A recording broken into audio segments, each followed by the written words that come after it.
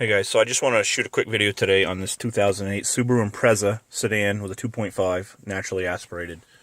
The problem was the customer's concern it was a forced idle or a crank no start condition. The car was into some high water, obviously high enough to flood the computer, which is down there. That computer that's in it now is a used PCM that we got out of a salvage yard.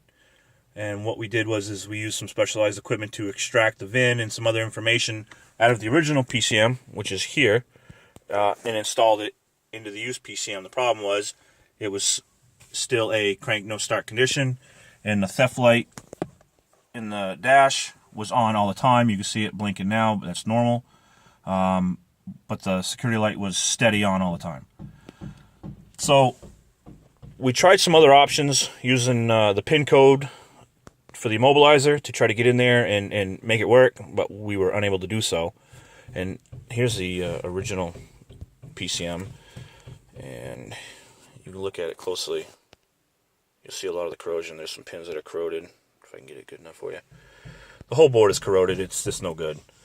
But a friend of mine, Chad Ball, suggested that we take the immobilizer chip off this board and solder it, exchange it with the immobilizer chip on that board in the used PCM.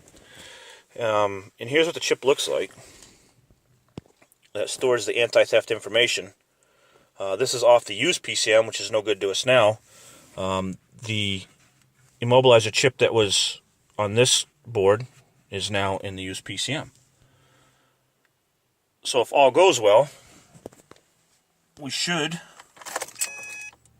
have no issues.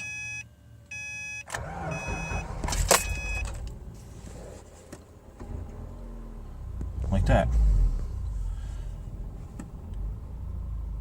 And we should be good to go. Thank you.